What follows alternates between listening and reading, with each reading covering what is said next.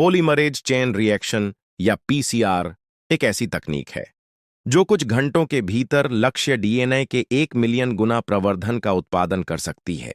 PCR को DNA polymerisation के लिए विशिष्ट ऑलिगोन्यूक्लियोटाइड प्राइमरों और बहुत सारे न्यूक्लियोटाइड की आवश्यकता होती है।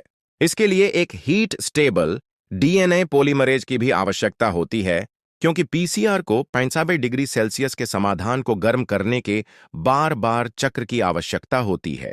थर्मोफाइलथर्मस एक्वाटिकस से पॉलीमरेज टैकल का उपयोग अक्सर पीसीआर में इस उद्देश्य के लिए किया जाता है। प्रतिक्रिया मिश्रण को डीएनए स्ट्रैंड्स को अस्वीकार करने या अलग करने के लिए 30 सेकंड के लाइन 95 डिग्री सेल्सियस तक गर्म किया जाता है। तब तापमान को 30 सेकंड के लिए 45 डिग्री सेल्सियस तक कम कर दिया जाता है।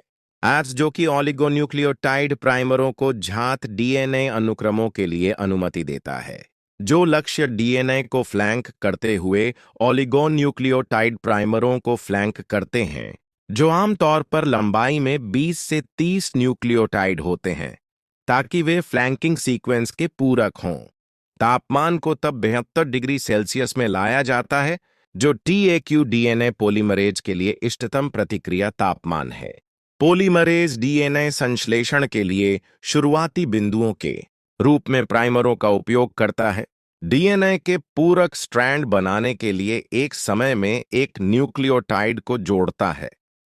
चक्र को दोहराया जाता है।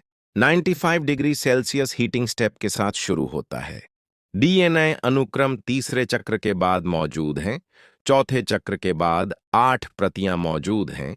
25 चक्रों के बाद 16 प्रतियां मौजूद हैं।